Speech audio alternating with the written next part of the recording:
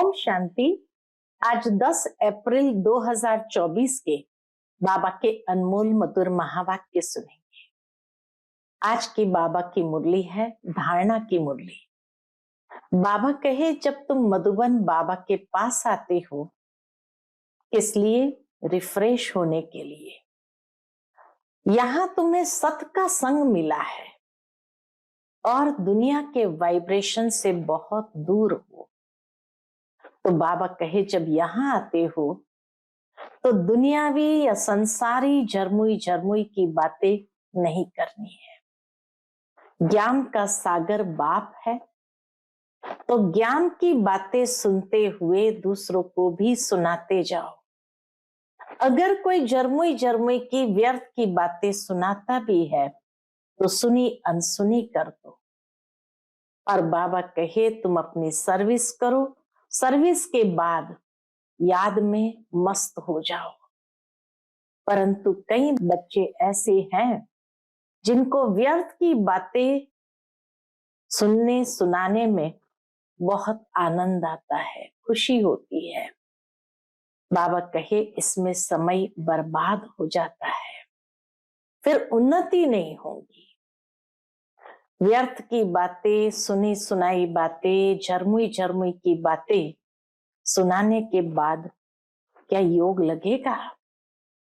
बाबा की याद में नहीं रह सकते हैं। बाबा की याद फिर माया भुला देती है, उड़ा देती है।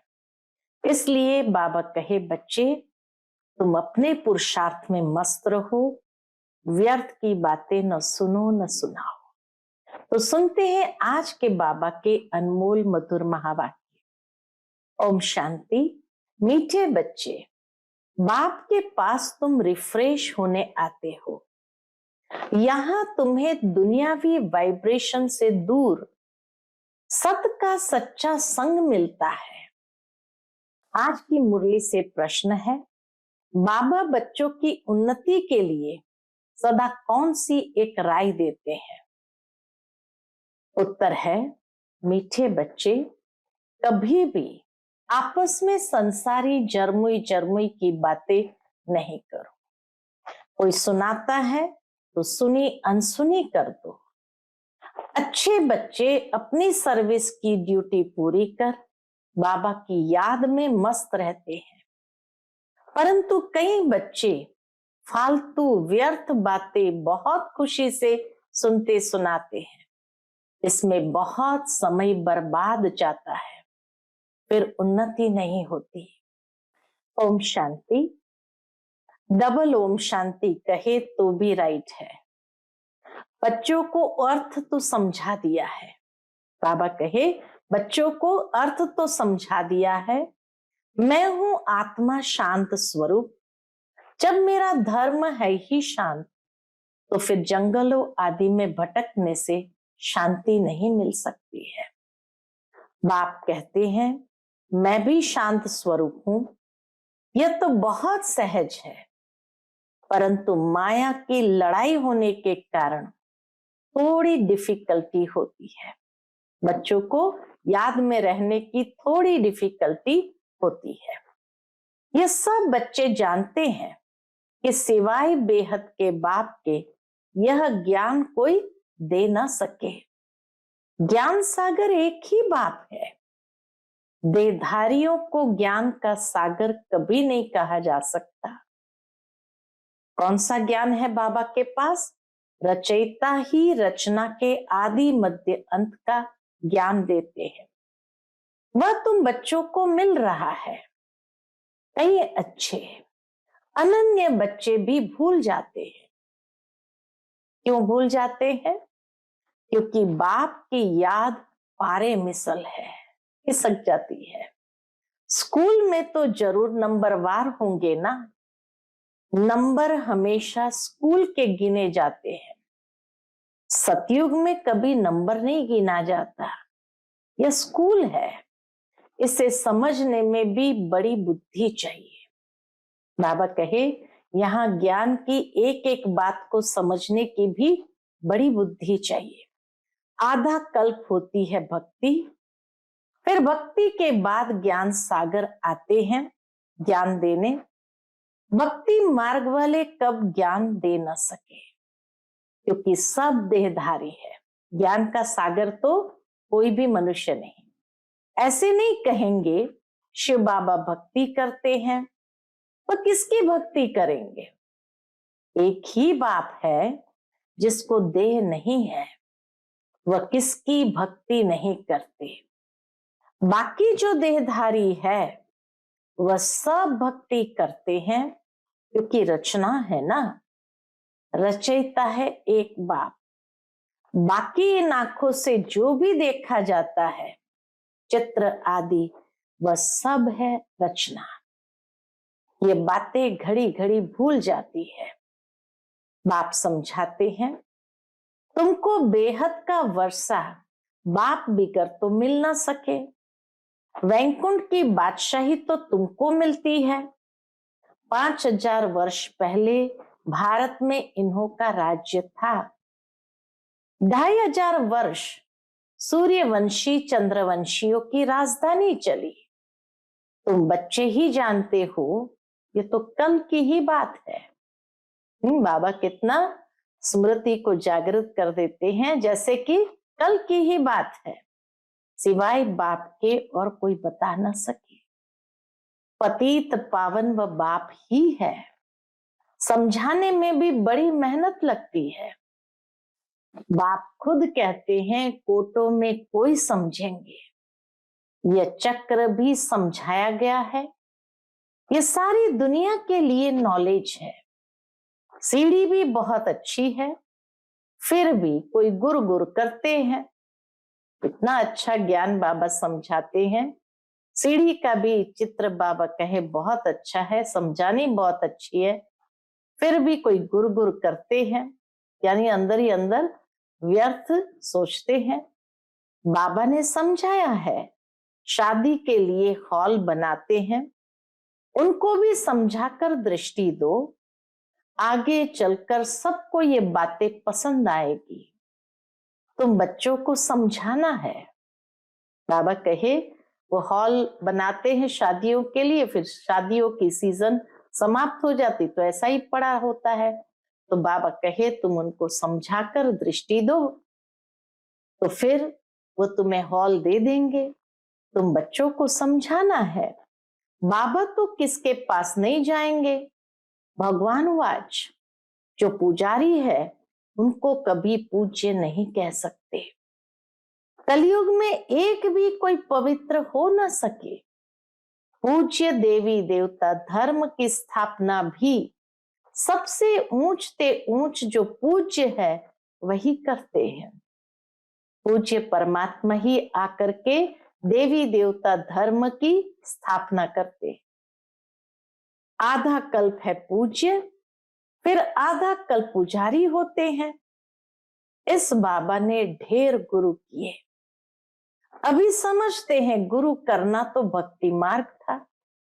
अभी सतगुरु मिला है जो पूज्य बनाते हैं, सिर्फ एक को नहीं, लेकिन बाबा कहे सबको बनाते हैं। बाबा आकर सब बच्चों को पूज्य बनाते हैं। आत्माएं सबकी पूज्य सतो प्रधान बन जाती है। अब तो तमो प्रधान पुजारी है। ये पॉइंट्स समझने की है। बाबा कहते हैं कलयुग में एक भी पवित्र पूज्य नहीं हो सकता है। सब विकार से जन्म लेते हैं, रावण राज्य है। यह लक्ष्मी नारायण भी पुनर्जन्म लेते हैं, परंतु वह है पूज्य, क्योंकि वहां रावण ही नहीं है।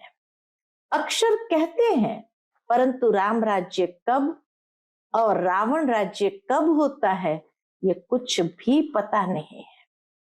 इस समय देखो कितनी सभाएं हैं, फलानी सभा फलानी सभा। कहां से कुछ मिलता तो एक को छोड़ दूसरे तरफ चले जाते हैं। मनुष्य ऐसे ही भटकते हैं, यहां गए, यहां सुना, वहां सुना, चले जाते हैं। तुम इस समय पारस बुद्धि बन रहे हो, फिर उसमें भी कोई 20% बने हैं, कोई 50% बने हैं। बाप ने समझाया है कि राजधानी स्थापन हो रही है, अभी ऊपर से भी बची हुई आत्माएं आ रही है। सर्विस में कोई अच्छे अच्छे एक्टर्स भी होते हैं तो कोई हल्के भी होते हैं। यह है बेहद की बात। बच्चों को कितना अच्छी रीति समझाया जाता है। यहाँ तुम बच्चे आते हो रिफ्रेश होने के लिए, न कि हवा खाने के लिए। माउंट में आते हैं रिफ्रेश होने के लिए, बाबा कहे न कि हवा खाने के लिए। कोई पत्थर बुद्धि को ले आते हैं तो वह दुनियावी वाइब्रेशन में रहते हैं। अभी तुम बच्चे बाप की श्रीमत से माया पर विजय प्राप्त करते हो। माया घड़ी घड़ी तुम्हारी बुद्धि को क्या करती है? भगा देती है। यहाँ तो बाप कशिश करते हैं, बाप कभी भी कोई उल्टी बात नहीं करेंगे। बाप तो सत्य है ना। तुम यहाँ सत्य के संग में बैठे हो, दूसरे सब असत संग में है। उनको सत्संग कहना भी बड़ी भूल है। तुम जानते हो सत्य एक ही बाप है। मनुष्य सत्य परमात्मा की पूजा करते हैं, लेकिन ये पता नहीं कि हम किसकी पूजा करते हैं, तो उनको कहेंगे अंधश्रद्धा। मनुष्य अंधश्रद्धा युक्त पूजा करते हैं, क्योंकि वो जानते नहीं जिसकी पूजा करते हैं उसकी बायोग्राफी क्या है। आगा खान के देखो कितने फॉलोअर्स है। वे जब कहाँ जाते हैं तो उनको बहुत भेंटा मिलती है, बहुत भेंटा चढ़ाते हैं। हीरो में वजन करते हैं, नहीं तो हीरो में वजन कभी किया नहीं जा सकता। सतयुग में हीरे जवाहर तो तुम्हारे लिए जैसे पत्थर है जो मकानों में लगाते हैं। यहाँ कोई ऐसा नहीं है जिसको हीरो का दान मिले। मनुष्य के पास बहुत पैसे हैं इसलिए दान करते हैं, परंतु वह दान पाप आत्माओं को करने कारण देने वाले के ऊपर भी चढ़ता है। बाबा कहे मनुष्य के पास पैसे हैं इसलिए दान करते हैं, परंतु दान किसको करते हैं? पाप आत्माओं को करने कारण देने वाले पर भी चढ़ता है। तो उस पैसे से जो पाप करेंगे तो उस पाप का भागीदार देने वाला भी बन जाता है। अजामिल जैसी पाप आत्माएं बन पड़ते हैं। ये भगवान बैठ समझाते हैं, न कि मनुष्य। इसलिए बाबा ने कहा था तुम्हारे जो चित्र है उन पर हमेशा लिखा हुआ हो भगवान वाच। हमेशा लिखो त्रिमूर्ति शिव भगवान वाच। बाबा करेक्ट करके पूरा बताते हैं, लिखो त्रिमूर्ति शिव भगवान वाच। सिर्फ भगवान कहने से भी मनुष्य मूंझेंगे। भगवान तो है निराकार, इसलिए त्रिमूर्ति जरूर लिखना है। उसमें सिर्फ शिव बाबा नहीं है, ब्रह्मा विष्णु शंकर तीनों ही नाम है। ब्रह्मा देवताय नमः, फिर उनको गुरु भी कहते हैं, गुरु ब्रह्मा। शिव शंकर एक कह देते, अब शंकर कैसे ज्ञान देंगे? अमर कथा भी है, तुम सब पार्वतियां हो। बाप तुम सब बच्चों को आत्मा समझ ज्ञान देते हैं। भक्ति का फल भगवान ही देते हैं। एक शिव बाबा है, ईश्वर भगवान आदि भी नहीं। एक शिव बाबा है जो परम पिता परमात्मा, ईश्वर भगवान आदि भी नहीं। शिव बाबा अक्षर बहुत मीठा है। बाप खुद कहते हैं मीठे बच्चों, तो बाबा हुआ ना। बाप समझाते हैं आत्माओं में ही संस्कार भरे जाते हैं, आत्मा निर्लेप नहीं है।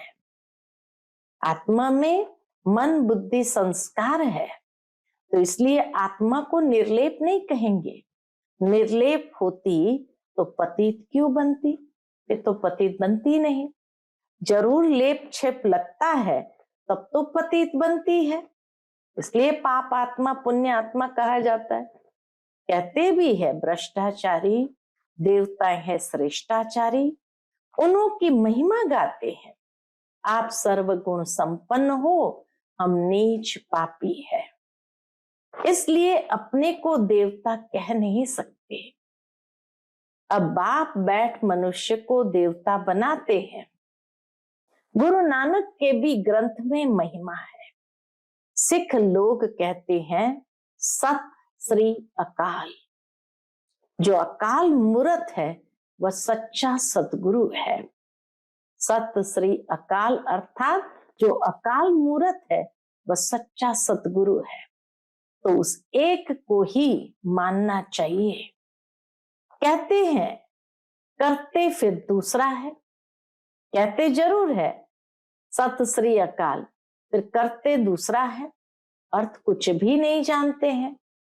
अब बाप जो सतगुरु है, अकाल है, वह खुद बैठ समझाते हैं। तुम्हारे में भी नंबरवार है, सन्मुख बैठे हैं तो भी कुछ नहीं समझते, कहीं यहां से निकले और खलास। बाबा मना करता है बच्चे कभी भी संसारी जरमुई जरमुई की बातें नहीं सुनो। कई तो बहुत खुशी से ऐसी बातें सुनते और सुनाते हैं। तो इसीलिए बाबा कहे यहाँ बाप के सन्मुख बैठने के बाद भी समझते नहीं, बाप के महावाक्य भूल जाते हैं। वास्तव में जो अच्छे बच्चे हैं वह अपनी सर्विस की ड्यूटी बजाकर फिर अपनी मस्ती में रहते हैं। बाबा ने समझाया है श्री कृष्ण और क्रिश्चियन का बड़ा अच्छा संबंध है। श्री कृष्ण की राजाई होती है ना, लक्ष्मी नारायण बाद में नाम पड़ता है। वैकुंठ कहने से झट श्री कृष्ण याद आएगा, लक्ष्मी नारायण भी याद नहीं आते, क्योंकि छोटा बच्चा श्री कृष्ण है। छोटा बच्चा पवित्र होता है। तुमने यह भी साक्षात्कार किया है, पवित्र आत्मा का बाबा कहे साक्षात्कार किया है। बच्चे कैसे जन्म लेते हैं, नर्स खड़ी रहती है, झट उठाया संभाला। बचपन युवा वृद्ध अलग अलग पार्ट बचता है। जो हुआ सो ड्रामा, बाबा के जो हुआ सो ड्रामा। उनमें कुछ भी संकल्प नहीं चलते। यह तो ड्रामा बना हुआ है ना, हमारा भी पार्ट बज रहा है ड्रामा के प्लान अनुसार। बाबा कहे ड्रामा का ज्ञान इतना बुद्धि में रखना है कि जो पार्ट बजा रहे हैं वो ड्रामा अनुसार। माया की भी प्रवेशता होती है और बाप की भी प्रवेशता होती है। कोई बाप की मत पर चलते हैं, कोई रावण की मत पर। रावण क्या चीज है, कभी देखा है क्या? सिर्फ चित्र देखते हैं।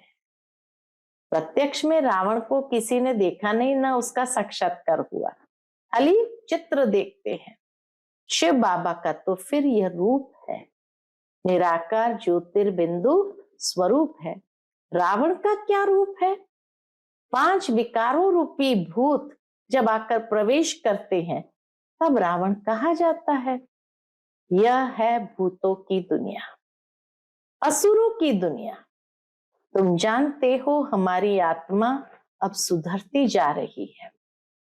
यहां तो शरीर भी आसुरी है, आत्मा सुधरते सुधरते पावन हो जाएगी। फिर यह खल उतार देंगे, फिर यह खल यानी शरीर उतार देंगे। फिर तुमको सतो प्रधान खल यानी शरीर मिल जाएगा। फिर सतो प्रधान शरीर मिलेगा, कंचन काया मिलेगी। सो तब जब आत्मा भी कंचन हो, सोना कंचन हो तो जेवर भी कंचन बनेगा। सोने में खाद भी डालते हैं। अब तुम बच्चों की बुद्धि में आदि मध्य अंत की नॉलेज है। सारी नॉलेज बाबा ने हम बच्चों को दे दी है। तो अब तुम बच्चों की बुद्धि में आदि मध्य अंत की नॉलेज चक्कर लगाती रहती है। मनुष्य कुछ भी नहीं जानते। कहते हैं ऋषि मुनि सब नेति नेति कर चले गए। हम कहते हैं लक्ष्मी नारायण से पूछो तो यह भी नेति नेति करेंगे, परंतु इनसे पूछा ही नहीं जाता क्योंकि वो इस दुनिया के है ही नहीं। पूछेंगे कौन? पूछा जाता है गुरु लोगों से। तुम उनसे ये प्रश्न पूछ सकते हो। तुम समझाने के लिए कितना माथा मारते हो, गला खराब हो जाता है। बाप तो बच्चों को ही सुनाएंगे ना जिन्होंने समझा है, बाकी औरों के साथ फालतू थोड़ी माथा लगाएंगे। बाबा तो अपने बच्चों को समझाएंगे, सुधारेंगे। अच्छा, मीठे मीठे सिकिलदे बच्चों प्रति माता पिता बाप दादा का याद प्यार और गुड मॉर्निंग। रूहानी बाप की रूहानी बच्चों को नमस्ते। हम सभी रूहानी बच्चों की रूहानी माता पिता बाप दादा को याद प्यार, गुड मॉर्निंग और नमस्ते नमस्ते। शुक्रिया बाबा, शुक्रिया। आज की मुरली से धारणा के लिए मुख्य सार है। पहली पॉइंट, सर्विस की ड्यूटी पूरी कर फिर अपनी मस्ती में रहना है। व्यर्थ की बातें सुननी व सुनानी नहीं है। एक बाप के महावाक्य ही स्मृति में रखने हैं, उन्हें भूलना नहीं है। दूसरी पॉइंट, सदा खुशी में रहने के लिए रचता और रचना की नॉलेज बुद्धि में चक्कर लगाती रहे, अर्थात उसका ही सिमरण होता रहे। किसी भी बात में संकल्प न चले, उसके लिए ड्रामा को अच्छी रीति समझकर पाठ बजाना है। आज का बाप दादा का मधुर वरदान हम बच्चों के प्रति है, मैंपन को बाबा में समा देने वाले निरंतर योगी सहज योगी भव।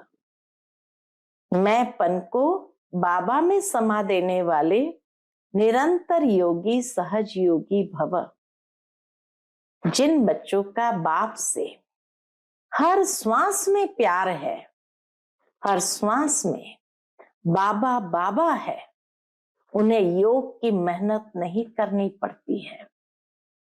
याद का प्रूफ है, कभी मुख से मैं शब्द नहीं निकल सकता, बाबा बाबा ही निकलेगा। मैंपन बाबा में समा जाए, मैंपन बाबा में समा जाए। बाबा बैकबोन है, बाबा ने कराया, बाबा सदा साथ है। तुम ही साथ रहना, खाना चलना फिरना, ये इमर्ज रूप में स्मृति रहे, तब कहेंगे सहज योगी, तब कहेंगे सहज योगी। आज का स्लोगन है, मैं करना माना माया रूपी बिल्ली का आवाहन करना। बाबा बाहबा कहो तो माया भाग जाएगी। मैं करना माना माया रूपी बिल्ली का आवाहन करना। बिल्ली क्या करती है? मियाओ मियाओ म्याओ म्याओ। तो मैं करना माना माया रूपी बिल्ली का आवाहन करना, और बाबा बाबा कहो तो माया भाग जाएगी। या तो बाबा रहेगा या तो माया रहेगी, दोनों में से एक ही रहेगा। इसलिए बाबा कहे बाबा बाबा कहो तो माया वहां से भाग जाएगी। कभी भी विकृति जीवन में, माया माना विकृति, विकृति जीवन में आती है तो देह अभिमान ही कारक बनता है। इसलिए बाबा कहे मैं कहना माना देह अभिमान के वशीभूत होना, तो विकृति माया सहज ही आ जाएगी। और जहां बाबा की स्मृति होगी तो विकृति से परे सहज आत्मा पावन बन जाती है। अच्छा, ओम शांति।